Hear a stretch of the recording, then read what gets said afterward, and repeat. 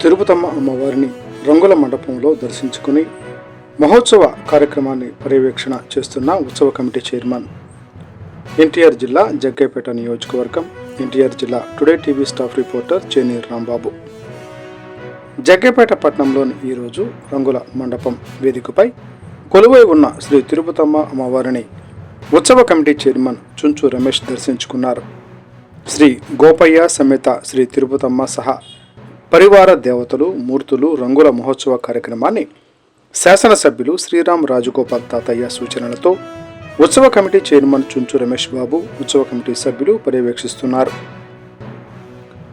2 ఏళ్లకు ఒకసారి జరిగే రంగుల మహోత్సవ కార్యక్రమంలో తమకు సేవ చేసే భాగ్యం కలగడం అమ్మవారి దయ, అమ్మవారి ఆశీస్సులతో ప్రజలందరూ సుఖ సంతోషాలు ఆయురారోగ్యాలు అష్ట ఐశ్వర్యాలతో ఉండాలని విన్నవించుకున్నట్లు ఉత్సవ కమిటీ చైర్మన్ చుంచు రమేష్ బాబు తెలియజేశారు. జగ్గైపేట పట్టణంలోని రంగుల మండపం వద్ద దాతల సహాయంతో ఏర్పాటు చేసిన దీక్షాస్వాముల అన్నదాన కార్యక్రమం నిర్వహిస్తున్నారు. దీక్షాస్వాములు భక్తులకు ఎటువంటి ఇబ్బంది కలగకుండా రంగుల మండపం వద్ద ఆలయ అధికారులు సిబ్బంది వివిధ శాఖల సిబ్బంది విధులు నిర్వహిస్తున్నారు.